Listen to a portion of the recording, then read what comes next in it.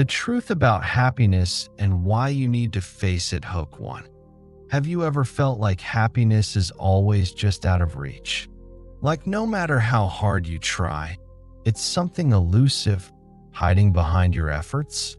What if I told you that true happiness isn't something you stumble upon, but something you have to build yourself? Hook 2. But here's the twist. Building that life of happiness isn't as simple as following a set path or waiting for luck to strike. The biggest barrier to that happiness is denial.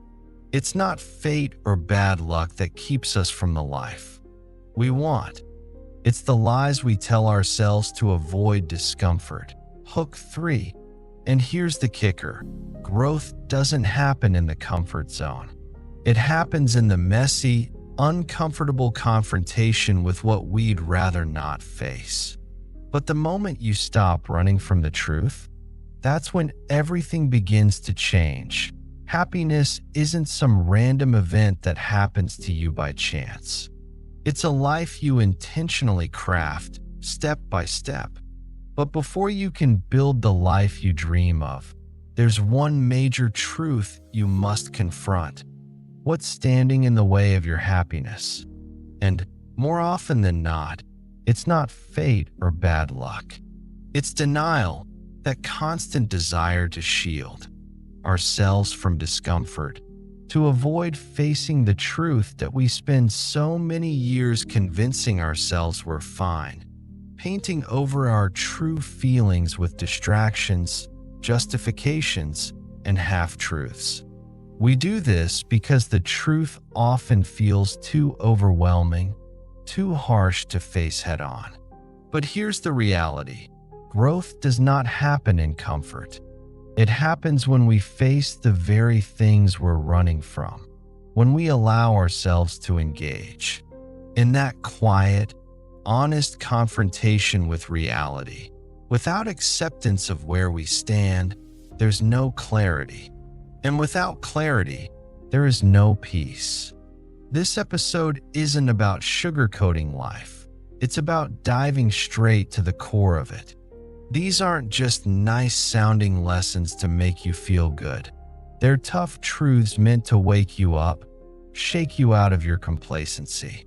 Some truths will sting, some will challenge your ego, and some will probably make you uncomfortable. But that's exactly the point. The truth is rarely soft, but it is always liberating. Once you stop running from the truth, everything starts to shift. You'll begin to see life for what it truly is, not through the lens of what you wish it could be, but with a raw and honest perspective. And now, let's dive into the first harsh truth. It's one that might bruise your ego a little, but it's also one of the most freeing realizations you'll ever have. Truth 1. You're not that important at first. This might sound like an insult, like a blow to your self-esteem. But what if this harsh truth is actually a relief? We spend so much of our lives consumed by how others perceive us. We replay awkward conversations in our heads, hesitate to take risks for fear of looking foolish, and live under the constant weight of imagined judgment. We're convinced that the world is always watching, critiquing, and remembering every little detail about us. But here's the liberating truth. Most people aren't thinking about you as much as you think they are. They're too busy worrying about themselves, their own mistakes, their own insecurities, their own image, just like you. And that's not because people are selfish. It's simply because they are human. We all have our own lives to navigate, our own struggles to face. Once you accept this, something powerful shifts inside you. You become free from the exhausting need to impress or defend yourself, free from the fear of judgment, free to just be flawed, evolving, and reeled as Marcus Aurelius, the Roman emperor who ruled a vast empire yet lived by simple truths, once said, "You shouldn't give circumstances the power to rouse anger for. They don't care at all. The world doesn't revolve around your mistakes or your moments of embarrassment. Life keeps moving forward, whether you're ready or not. But we don't move forward as easily. Deep down, we want to matter. We want our actions to have significance. But here's the thing. Significance doesn't come from being remembered. It comes from living fully. It comes from showing up, not because the world is watching, but because you are not. It's about making peace with the fact that most people will forget what you said, what you wore, or even what you achieved. But you won't forget. And that's where the true power lies. Building on the power of being true to yourself in the last segment, we explored how liberating it is to realize that not everyone is focused on you, and how that truth can set you free. Now, let's dive deeper into another powerful shift, the freedom that comes from letting go of the need to impress. Imagine for a moment that you stopped trying to be impressive. What if you stopped editing your life to fit the expectations of a crowd that isn't even paying attention? What if, instead, you started living intentionally, writing your story for yourself rather than for the approval of others? This truth isn't meant to diminish you. It's meant to release you. When you release the need to be important, you open yourself up to a new kind of power. You become brave enough to fail, bold enough to speak your mind, and humble enough to grow. You stop fearing judgment, not because it disappears, but because it no longer holds any power over you. Now, take a moment and ask yourself, how much of your energy goes into trying to control how others see you? What would your life look like if you took that same energy and turned it inward, into becoming someone you truly respect? Someone who stands firm in their truth, regardless of whether others notice? Here's the bottom line. It's not about everyone remembering your name. It's about you never forgetting who you are. That's what matters most. Truth too. Not everyone is going to like you. Have you ever twisted yourself into someone else's shape just to fit in? At first, it seems like a small compromise. You laugh at a joke you don't find funny. You stay quiet when something doesn't feel right. You say yes when your entire body is screaming no. It feels harmless, even kind. You tell yourself that you're being agreeable, understanding, easygoing. But over time, the cost becomes clear. You're betraying yourself in exchange for approval that doesn't last. Here's a hard but necessary truth. Not everyone is going to like you. No matter how kind, thoughtful, or generous you are, there will always be someone who misunderstands you, criticizes you, or outright rejects you. And that's not a flaw in you. It's simply a fact of life. People aren't reacting to who you truly are. They're reacting to their own fears, insecurities, and personal stories. And the truth is, you were never meant to manage all of that. Epictetus, the ancient philosopher, put it bluntly. If you want to improve, be content to be thought foolish and stupid. If your growth, your truth, your peace threatens someone else's comfort, they may resist it. They may even resist you. But growth means accepting that. It means being okay with not being everyone's favorite, because you're finally becoming your true self.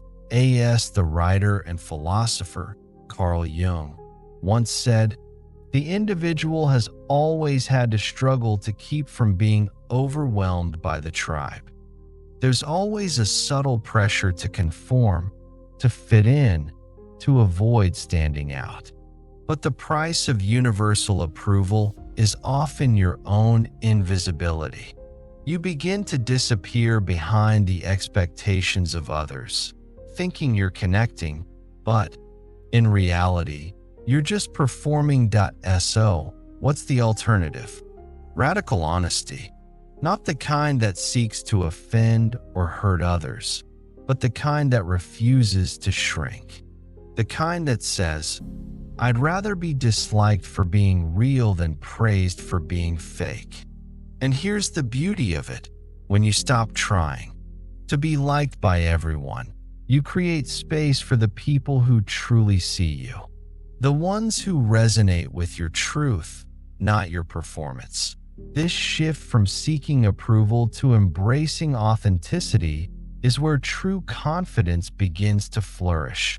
Reflecting on your true worth and what really matters. Previously, we discussed how letting go of the need for approval creates space for authenticity, for real connections with the people who truly see you. Now, let's take that further. What happens when you start living for yourself, not for the applause or validation of others? Ask yourself, are you shaping your life to be admired or to be lived? Every time you water yourself down to please the crowd, you step further away from the person you were meant to become. On the flip side, every time you stand firm in your truth, even if it makes some people uncomfortable, you take one step closer to freedom. Not everyone will like you, and that's okay. That's not rejection, that's simply reality. Accepting this fact is the beginning of true self-respect. You can't live a life that resonates with your core if you're constantly trying to bend yourself to fit into someone else's mold. The more you shrink to fit others' expectations, the further you drift from your authentic self. But when you embrace your truth, even if it's uncomfortable, you align with your true power. Truth 3. You are not defined by what you have. What happens when the applause fades away? When the titles disappear? When your possessions no longer impress anyone? In a world that constantly tells us that our value is determined by what we own, how much we earn, or how shiny our lives appear, it's easy to lose sight of who we truly are. That we begin to equate our worth with external markers, our status, our car, our followers, our income. Without even realizing it, we start building a life that looks successful but feels hollow. We chase after these things, thinking they'll fill us up, but they never do. Why? Because we are not what we have. We are what we live, what we believe, and what we build in those quiet moments when no one's watching. Seneca, the philosopher who once had wealth, power, and influence, saw the emptiness in all of it. He wrote, "It is not the man who has too little, but the man who craves more that is poor." This craving, this constant desire for more, is what we've been conditioned to chase. We collect things in an attempt to patch the holes inside us. We chase the image of success in the hopes that it will silence our insecurities. But it never does, because the real peace we seek can't be bought. What we're truly longing for is wholeness. We long for meaning, the kind of peace that doesn't come from having more, but from needing less. Jung, too, adds a deeper layer to this understanding. He says, "The most terrifying thing is to accept oneself completely." Why? Because it means standing before your own reflection, stripped of achievements, labels, and comparisons, and asking, am I enough without all the extras? Most people avoid this question their whole lives, terrified that without the house, the job, the attention, they might feel empty. But here's the truth. That fear is a lie. Who you are is not defined by what you have. It's defined by your principles, your integrity, and how you treat others when there's nothing to gain. It's in the way you speak to yourself when no one else is listening. It's in how you show up when life gets tough, not for applause, but because it's the right thing to do. Ironically, when you let go of defining yourself by what you have, you begin to attract the things that truly matter: respect, real connections, and inner peace. Not because you're chasing them, but because you're living in alignment with who you truly are. Now, take a moment to think about this. What would your life look like if you no longer felt the need to impress anyone? If you no longer felt ashamed of not having everything society tells you should? The power of choice and the freedom it brings in the previous sections, we explored how letting go of the need to impress and redefining your worth can lead to a life of authenticity and peace. Now, let's delve into another life-changing realization. You always have a choice. How often do you truly realize that you have the freedom to choose? Not in a political or societal sense, but in a deeply personal, almost invisible way. This is the kind of freedom that doesn't depend on your environment, your circumstances, or the people around you. It exists within you in how you respond to the events that life throws your way. You can't always control what happens to you. Life is unpredictable. People leave, plans fall apart, unfairness happens. But here's the real kicker. You always have control over what you do next. That space between what happens and how you respond, that's where your true power lies. And yet, most people give away this power without even realizing it. That it's easy to feel powerless when life gets tough. It's easy to feel like you have no choice when the weight of the world is on your shoulders. In these moments, your mind starts whispering a lie. I have no choice. But that's not truth. That's fear dressed up as logic. You always have a choice. It might not be over everything, but you can choose. You can choose your words, your tone, your focus, your next step. Epictetus, the ancient philosopher, understood this deeply. He wrote, "Man is not worried by real problems so much as by his imagined anxieties about real problems." In other words, it's not the hardship itself that breaks us. It's the stories we tell ourselves about that hardship. This shouldn't be happening. This always happens to me. I'll never get out of this. These aren't facts. They're interpretations. And most importantly, they are choices we often make unconsciously. But the beauty of choice is that you can reclaim it in any moment, in any circumstance. Even when everything feels like it's falling apart, you can ask yourself, what do I still control? What can I choose right now, no matter how small? Carl Jung also shared his reflection on this. I am not what happened to me. I am what I choose to become. Read that again, because that's the key to transforming your life.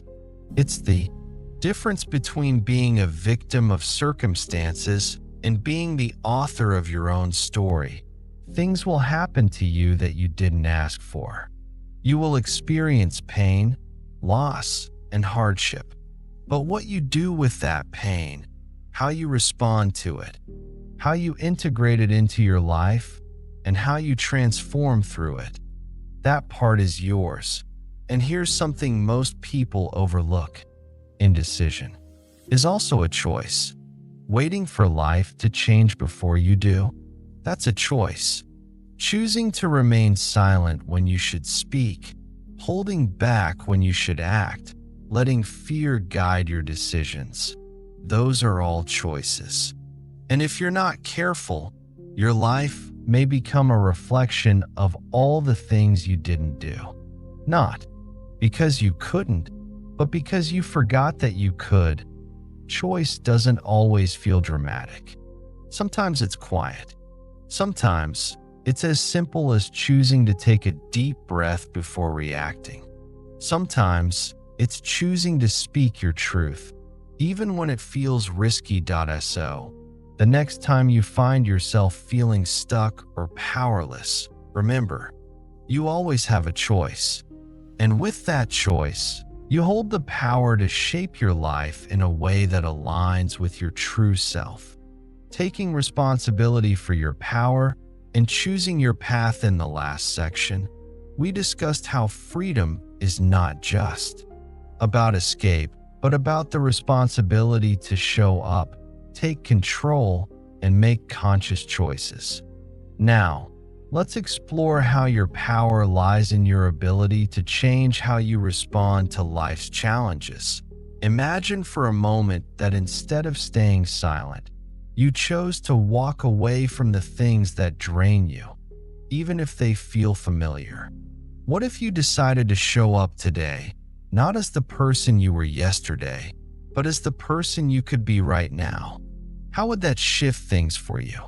Take a deep breath and reflect. In the situation that's stressing you out the most right now, what are you pretending you don't have a choice about? And what would change if you reclaimed just that first choice, even if it's small? Freedom doesn't always look like running away. It often looks like taking responsibility, like choosing presence, like the quiet power of saying, I can't change the world, but I can change this. Truth 5. Your feelings are caused by your thoughts. What if your pain wasn't caused by reality, but by the way you're interpreting it? This truth can be difficult to face because when we feel hurt, we often look for something external to blame. The rude comment, the missed opportunity, the breakup, or the failure. We tell ourselves, this is why I feel this way. But if you dig a little deeper, you'll realize that the emotion you're experiencing isn't born from the event itself. It's born from the story you've told yourself about the event. And that's where everything changes. Marcus Aurelius, the Stoic philosopher, once said, "The soul becomes dyed with the color of its thoughts." In other words, you don't see life as it is. You see it through the lens of what you believe. And if that lens is clouded by fear, insecurity, or resentment, then every experience will be distorted. Think about it. You're not feeling what happened. You're feeling what you think it means. And most of the time, that meaning is a reflection of past wounds, not present truth. Take a moment to reflect. Two people can face the same challenge and feel completely different emotions. One person sees it as a threat, while the other sees it as an opportunity for growth. One spirals into anxiety, while the other taps into focus. What changed? Not the event itself, but the thought, the interpretation, the inner dialogue that followed. This isn't about denying your emotions or pretending they don't matter. It's about understanding where they come from and how your thoughts shape them. Once you realize that your thoughts create your feelings, you gain a power most people never tap into. The power to question those thoughts. The power to interrupt them, to reframe them, and to choose a better lens through which to view the world. One that reflects who you want to become, not just who you've been. For example, imagine you get rejected from a job, a relationship, or an opportunity. Your default thought might be, I'm not good enough. That thought creates shame and self-doubt. But what if you stopped and asked yourself, is that true? Or is that just my old fear speaking? Suddenly, you could choose a different thought. Maybe that wasn't aligned with who I am. Maybe this is redirection. When you change your thoughts, your emotions shift, not because the rejection itself has changed, but because your relationship with it has. This is the real work, not forcing yourself to feel better, but understanding your feelings at the root. It's about seeing how your mind colors the world around you and choosing your emotional response with more awareness. And here's something else to keep in mind. The brain loves familiarity. It clings to old stories, even if they hurt, just because they feel safe. So, if you've lived with a particular narrative, one that tells you you're not enough or that you're destined to fail, the brain will continue to replay that story, even when it's no longer serving you. But the good news, you have the power to change that story. Truth 6. If you don't learn to be accountable, you will be held accountable. Have you ever caught yourself blaming the world for the way things have unfolded in your life? It's incredibly tempting, isn't it? When life isn't going the way we want, we easily point fingers. It's not my fault, we say. I've been let down, or life is unfair. Or sometimes we blame something intangible, like bad luck. The problem with these statements is that they often hide a deeper, uncomfortable truth. If we're truly honest, we realize that somewhere along the way, we made choices or chose to avoid making them. And now we're facing the consequences of those decisions. The key here is that accountability isn't about pointing fingers and placing blame on others. Instead, it's about taking full ownership of your life and your actions. The moment you stop waiting for someone else to come and fix your life for you, that's when your real healing begins. It's in the moment you take responsibility for your past and stop blaming it for where you are now that you start to regain your power. As long as you continue seeing yourself as a victim of circumstance, you will remain stuck and powerless to change your future, as nature wisely states. Freedom is the will to be responsible to ourselves. True freedom doesn't mean doing whatever you want or living without rules or consequences. It means understanding that with every action you take, there are consequences, and owning those consequences without resorting to excuses or projecting blame onto others. You stop waiting for someone else to take the weight of your choices. And the hardest part? Life will always hold you accountable, whether you like it or not. That if you continue avoiding the necessary work in your life, you will see the consequences. If you avoid taking responsibility for your habits, your health will suffer. If you avoid confronting issues in your relationships, conflicts will arise, and the distance between you and others will widen. If you keep running away from your own truth, your inner peace will slowly fade until it's almost impossible to find. Life doesn't rush, but it's persistent, and it's also brutally honest. What you avoid today will become the lesson. You can't escape tomorrow, but here's the silver lining. You don't need to be perfect to embrace accountability. You don't need to have everything under control or have all the answers. What's important is cultivating humility, courage, and the willingness to admit, I made mistakes and I'm ready to do better. Admitting when you've messed up doesn't make you weak. It actually makes you incredibly strong. Unfortunately, this is a strength that most people never develop because it's easier to blame others than to build something better. However, blame doesn't lead to growth. Growth requires light, and the light that nurtures growth comes from truth. So, take a moment and ask yourself, What area of your life feels out of control right now?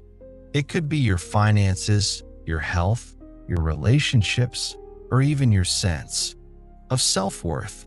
Now, instead of making excuses or blaming external factors, ask yourself with genuine curiosity, how am I contributing to this? What have I been avoiding? What's one small step I can take today to begin shifting things in a better direction? Accountability is not about punishing yourself for your mistakes. It's about stepping into the role of a self-leader. It's about taking full responsibility and saying, I may not have created all of this, but I am the one who gets to decide what happens next. It's in this shift that real transformation starts to unfold. And once you begin to live with that mindset, everything changes. Your life begins to shift, not all at once and not magically, but with every conscious decision you make, every small step you take. It's about the moments when you choose to stop running from your reflection and instead choose to face it head on. Because here's the truth. If you don't consciously decide to make these changes, life will hold you accountable in ways you may not be able to avoid. It's better to step up and make those decisions now than to wait for circumstances to force you into facing them later.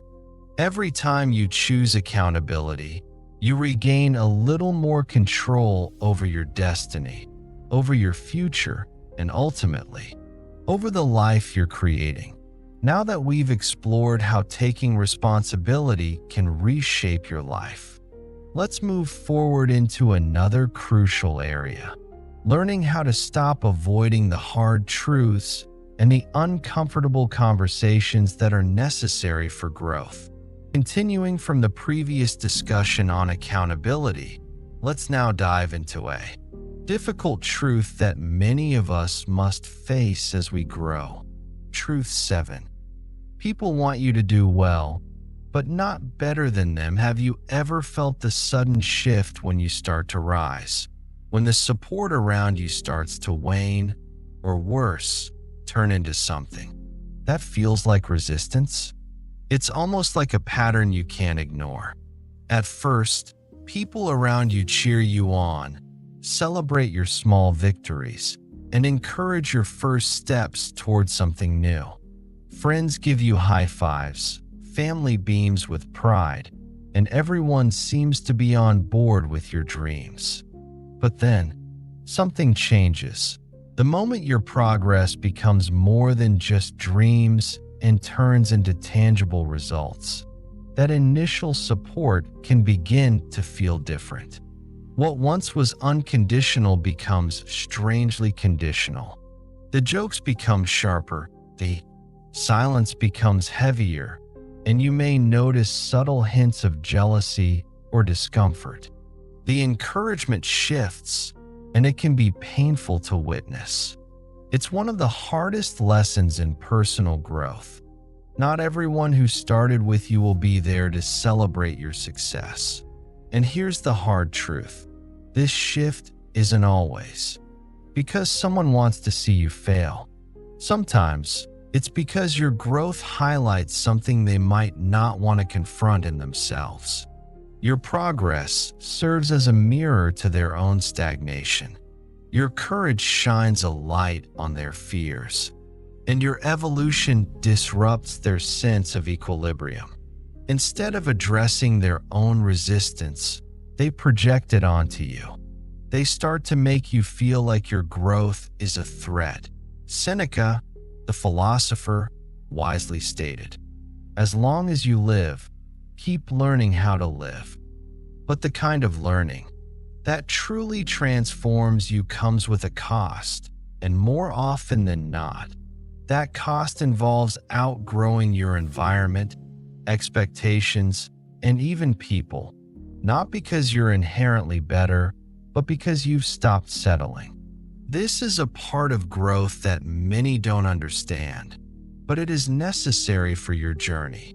Carl Jung captured this truth perfectly by describing the meeting of two personalities as a chemical reaction. If there is any reaction, both are transformed. Growth creates tension, and transformation demands change from one or both parties involved.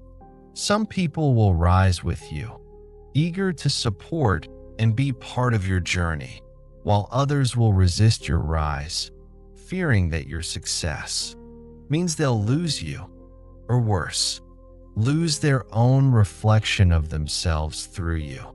Now comes the real test. How do you respond when this resistance appears? Do you shrink to make others comfortable? Do you downplay your achievements or sabotage your success just to maintain the peace? These choices might feel like love, but they're quiet betrayals. Each time you limit yourself for the sake of someone else's ego, you are abandoning the person you're becoming. True support doesn't flinch at your growth. It doesn't compete, compare, or try to control your journey. Instead, it encourages your evolution, even if it means growing apart.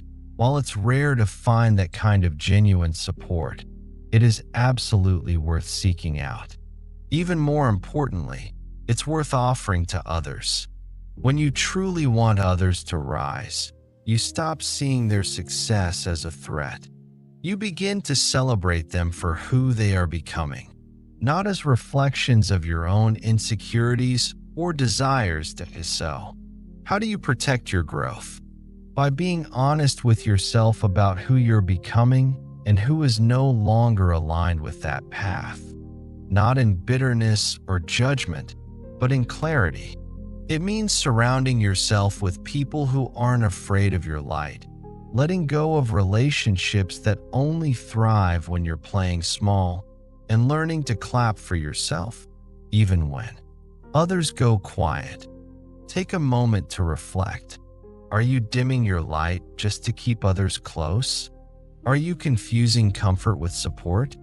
The truth is, when you embrace who you are truly meant to be, the right people will rise with you, and those who cannot will eventually fall away. Now, as we move forward, let's look at the next truth that touches on the very essence of how we deal with discomfort and how we move beyond fear to embrace the power within. Continuing from the previous thoughts on growth, perfectionism, and taking action, let's explore a hard-hitting truth that many of us often avoid. Truth 8. There is no perfect time to do anything. How many times have you found yourself waiting for the right moment to take action? You might tell yourself, I just need a little more time, or once I figure everything out, or maybe when I feel more ready, I'll start. It's a trap we all fall into at some point, waiting for that elusive, perfect moment when everything aligns perfectly. But here's the stark truth. That perfect moment doesn't exist. It never has, and the more you wait for it, the more time you lose in the quiet comfort of hesitation, never moving forward, just standing still. That we all know that perfection is a moving target, don't we? But here's something more profound. What we often perceive as perfection is really just a cover for our fear. If you can convince yourself that you're not ready, it's easier to avoid failure. You don't have to face uncertainty. You don't have to take responsibility. But here's the critical realization. Every dream, every goal, every version of yourself that you've been waiting to become exists only on the other side of action. Not contemplation, not hesitation. Action is where change begins. Epictetus, the ancient philosopher, once posed a powerful question that should jar anyone out of inaction. How long are you going to wait before you demand the best for yourself? This isn't just a motivational statement, it's a challenge. It's a reminder that, at some point, you have to stop pretending that waiting is part of a well-thought-out strategy. More often than not, that delay is actually avoidance, the fear of facing what's ahead. Think about it. The version of yourself that feels truly ready to take on that big challenge. The one who will confidently start that business, write that book, have that difficult conversation, or change that long-standing habit. That version of you doesn't exist yet. And here's the truth. Confidence doesn't appear before action. It appears through action. You don't wait to feel brave and then take the leap. You take the leap, and that's how you build bravery. That we've all been there, right? Waiting for clarity to come down like a bolt of lightning, thinking that only when we have everything figured out, we'll be able to move forward. But here's the kicker. Clarity doesn't come before movement. It comes through movement. We wait for signs, thinking we need confirmation before we start. But sometimes, the starting point is the sign you've been waiting for. That it's in the messy beginnings, the imperfect first steps, and the uncertain progress that the path begins to reveal itself to you. It's through taking those steps, no matter how shaky, that the direction becomes clearer. Yes, there will be mistakes. You'll doubt yourself. You'll want to quit. But what's important is this. In those moments of uncertainty, you'll learn, adapt, and grow in ways you never would if you stayed paralyzed by the need for things to be perfect first. This is the gift of beginning. It doesn't promise you immediate success, but it guarantees that you will be transformed along the way. So ask yourself, what have you been putting off, waiting for the conditions to finally align just right? And more importantly, what could you accomplish if you stopped waiting and began taking action right now? Because the truth is, time isn't waiting for you. Life doesn't pause to let you catch up. The more you delay, the more the quiet voice of regret begins to creep in. Not because you failed, but because you never even gave yourself a chance to succeed. There is no perfect time, only this moment, right here, right now. And now is always the most honest and authentic place to begin. Let's explore another powerful truth about how we often measure our success in comparison to others, and how this can hold us back from embracing our own unique journey. Exploring how comparison can impact our peace and personal growth. Let's now address a profound truth that often gets overshadowed by external measures of success. Truth 9. Someone always has it better or worse than you. Have you ever felt that quiet sense of fulfillment, only to have it vanish the moment you compare yourself to others? Perhaps you were feeling good about your progress, your accomplishments, or the path you were on.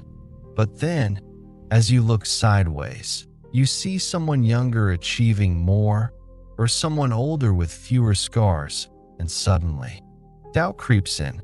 In that instant, the fulfillment you had is replaced by insecurity, accompanied by a quiet whisper that says, "You should be further ahead by now." But here's the harsh truth that many of us learn too late. Someone will always have it better than you, and someone will always have it worse. If you anchor your peace to your place in some invisible hierarchy, your joy will always be fragile. That's because the ladder of success never ends. The metrics we use to measure ourselves constantly change, and no matter how high you climb, there will always be someone else who seems to be higher, achieving more, or seemingly doing it better. Marcus Aurelius, the Stoic philosopher, warned us against wasting time thinking about what makes someone else a good person, instead advising us to focus on being one ourselves. This wisdom becomes crucial in the age of endless comparison, where our measure of success often comes from looking at others. The problem with comparison is that it's not just a distraction, it's a distortion. It takes you out of your own lane and pulls you into someone else's, making you forget what you were building and why you were building it in the first place. Comparison is rarely about truth, it's about illusion. You see the curated highlights of someone else's life, carefully polished for display, and naturally, you compare their shiny version to your raw moments. You compare their filtered smile to your private struggles, their perfectly edited life to your work in progress. But here's the part that often gets overlooked. You don't see the anxiety behind their achievements, the loneliness behind their beauty, or the immense pressure that fuels their perfection. What we forget is that behind every better life we see is a whole person, just like you, filled with flaws, insecurities, and uncertainties. Just like you, they are still figuring things out. When it comes to those who may seem to have it worse than you, using someone else's suffering to justify your own discomfort is just another way of avoiding self-honesty. Yes, gratitude is important, and perspective is powerful, but the truth is, your pain doesn't need to be compared to anyone else's to be valid. You don't need to hit rock bottom to deserve growth, and you don't need to be at the top to deserve rest. So what's the alternative to this constant cycle of comparison? It's simple. Start measuring your life against you. Not against who you wish you were, but who you were. Ask yourself, are you more patient than you were a year ago? More disciplined than you were last month? More honest than you were yesterday? That's progress. That's growth. And it's the only comparison that will bring peace instead of anxiety.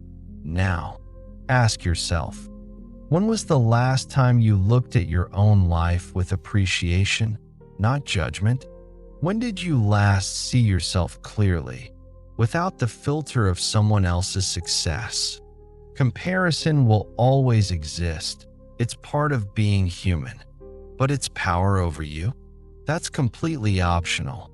The moment you stop trying to keep up with everyone else is the moment you start catching up with your own potential. You don't need to be better than anyone else. You just need to be unapologetically yourself. And that, in itself, is always more than enough. Next, let's explore another truth: how fear can hold you back from truly living the life you desire. What if fear had never gotten in the way? What would your life look like if you stopped letting fear determine your choices? Let's explore how fear impacts our lives and how we can transform it from something that holds us back into something that propels us forward. Truth 10. Fear will keep you from living. How many times have you held your dreams back, tucked away in the quiet corners of your mind? Not because they weren't possible, but because you were too afraid to pursue them? Maybe you were afraid to fail, afraid to look foolish, or perhaps even afraid to lose something comfortable and safe while stepping into the uncertainty of the unknown. It's a common feeling, one that most of us have experienced at some point. But here's a powerful truth that many people try to run away from. Fear doesn't stop bad things from happening. It just stops you from living. Seneca, the Stoic philosopher, once said, "We suffer more often in imagination than in reality." This couldn't be truer. Fear has a way of creating vivid, convincing mental movies, each one filled with disaster, failure, and every worst-case scenario you can imagine. You see the worst possible outcomes, and the more you imagine them, the more real they become. While you sit trapped in that theater of your mind, filled with what-ifs, real life moves on outside the door. You miss out on opportunities, delay your growth, and shrink yourself to fit into a version of life that feels safe. But that safety slowly starts to suffocate your potential and your true ability to grow and experience life fully. Here's the twist: fear, when faced, can actually transform you. Fear is often not a warning. It's a signal pointing you towards something meaningful. You're not afraid of things that don't touch something deep within you. For example, if you fear being seen, it's likely because you want to be known, to be understood. If you fear failure, it's probably because you care deeply about the success you're striving for, and that success holds significant meaning for you. Fear doesn't lie, but it doesn't always tell the full story. Unless you challenge it, fear can become your compass, leading you to make choices based on its influence, rather than your own true desires. Nature, as always, offers us wisdom. He who has a why to live can bear almost any how. Perhaps this is the key. When you remember your why, when your purpose becomes louder and clearer than the panic you feel, when your vision of what you want to achieve becomes more powerful than your hesitation, that's when fear begins to lose its grip on you. Courage isn't the absence of fear. It's the decision to move forward despite the fear. It's walking forward, even when your knees are shaking and your heart is racing, because staying stuck is no longer an option. So, how do you begin to break free from fear's grip? You start small. You take that first step, even if it scares. You do the thing that makes you nervous, even if you stumble. You speak up, even if your voice shakes. You pick up the phone, send that message, make that decision, even if your hands tremble with doubt. With every action you take, you prove to yourself that fear is not fatal. You prove that failure won't destroy you, that discomfort won't last forever. But regret? Regret lingers. It stays with you, quietly eating away at you, much longer than any fear or failure ever could. And that's something most people don't realize. The more you obey fear, the more powerful it becomes. It grows every time you let it dictate your choices. But here's the turning point. The moment you stop running from fear, the moment you choose to face it directly, it begins to shrink. Slowly, quietly, and consistently, fear loses its power over you. The more you confront it, the less it controls your life. Now, ask yourself, what part of my life has been quietly ruled by fear? What dreams, opportunities, or decisions have you avoided, postponed, or hidden from? Not because you weren't capable, but because you were afraid to try. And then ask yourself, what would my life look like if I stopped waiting for fear to go away and started moving forward despite it? The truth is, fear may always walk beside you. It may always be there, lurking in the background, but it doesn't have to drive your life anymore. You are the one in control now. Fear doesn't get to steer your path any longer. And next, how our expectations shape our experiences and often lead to disappointment, and what we can do to change our perspective and find greater peace in our lives. Building on the idea of how expectations can shape our experiences and reactions, Let's now dive deeper into how shifting our mindset can free us from unnecessary disappointment and bring us closer to peace and clarity in life. Truth 11. Your expectations are what cause disappointment so often.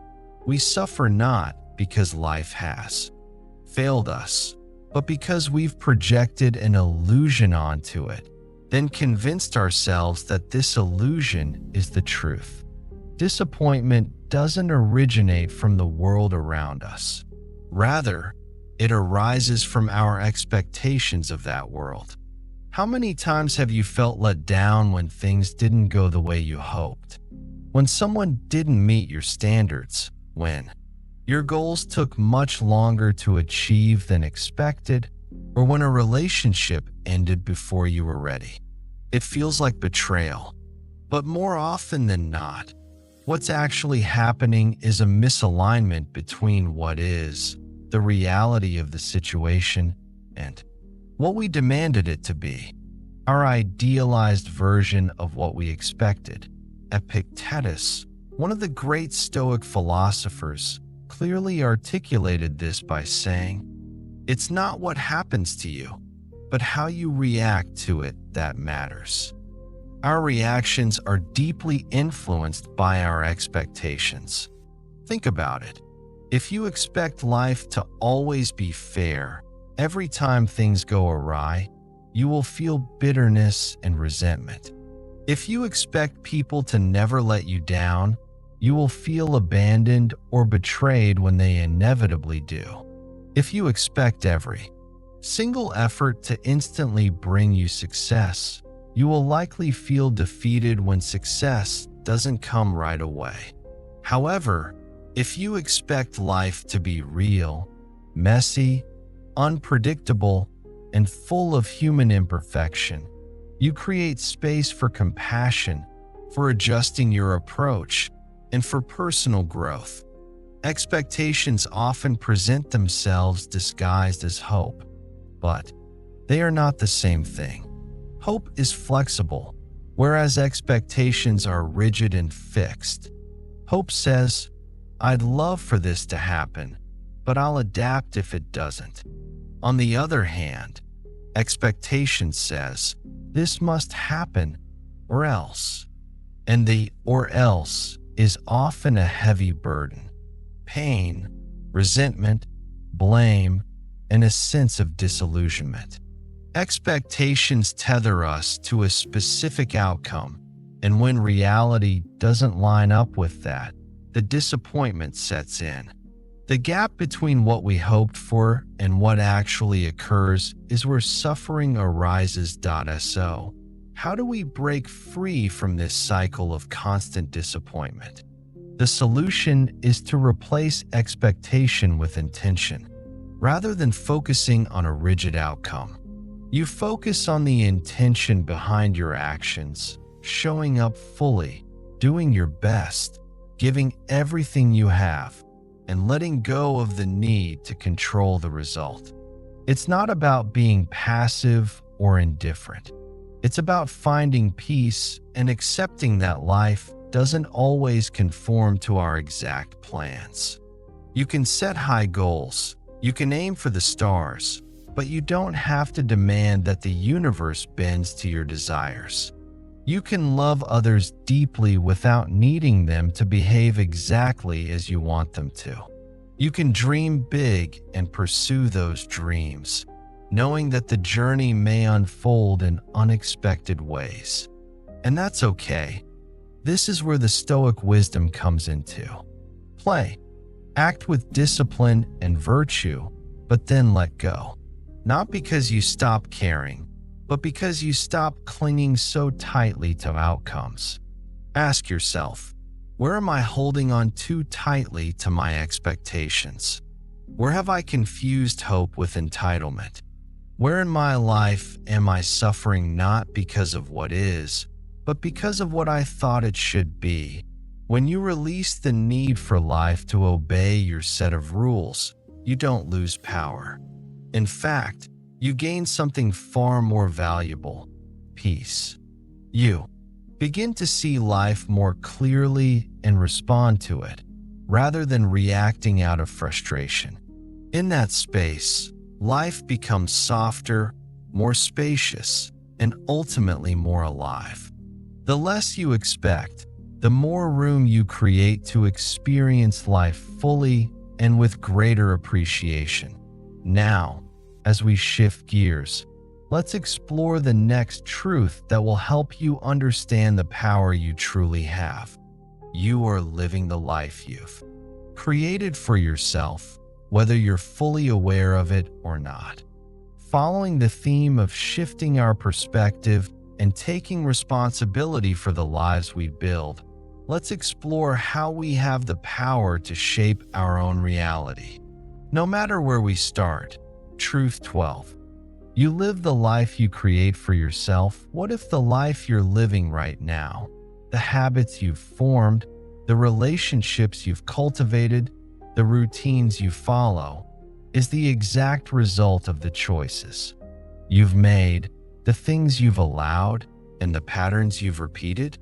This is a hard truth to swallow for many of us, because we've been conditioned to believe that life simply happens to us.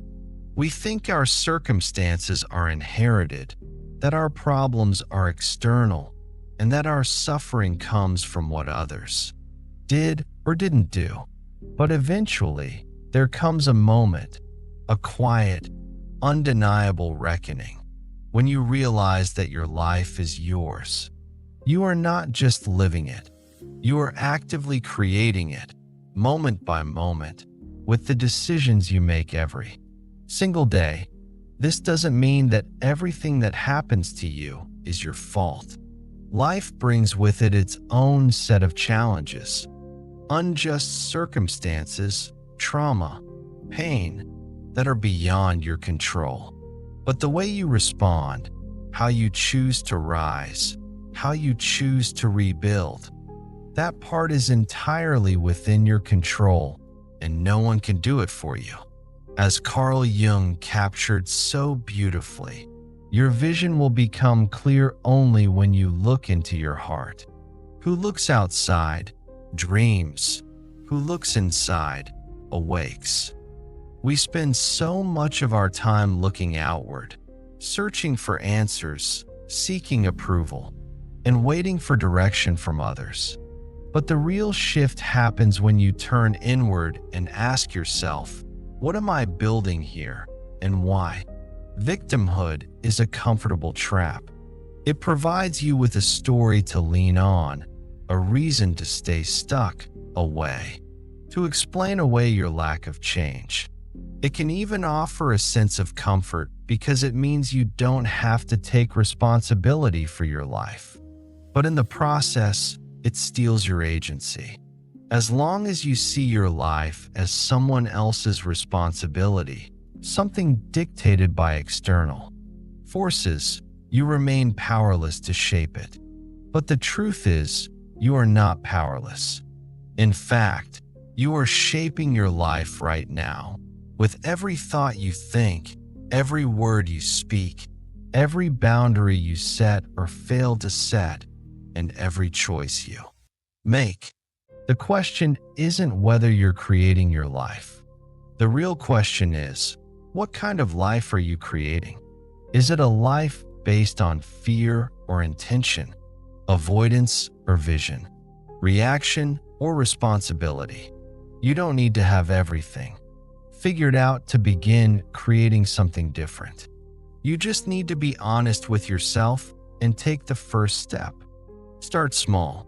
Make one choice today that aligns with the life you truly want. One shift, one action. That's how real change happens.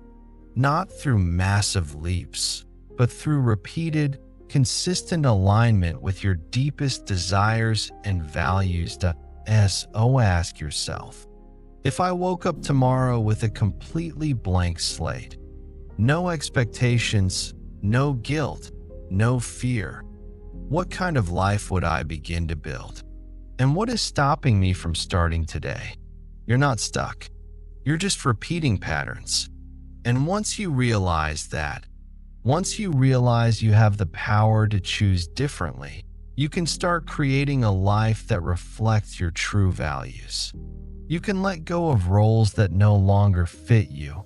You can say no to things that drain you, and you can say yes to the things that light you up. You can stop dreaming of a better life and start creating one from the inside out. Because at the end of the day, your life is not something you find. It's something you build, and it begins with a choice as you've now heard. These are 12 truths that may not flatter your ego, but they will free your mind. These truths won't comfort you with softness, but they give you something far more valuable: clarity. And in that clarity, a door opens.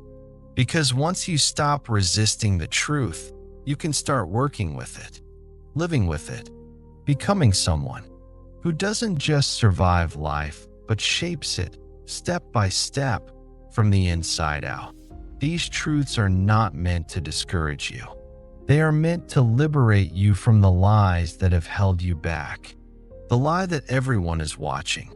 The lie that you need to be liked by all.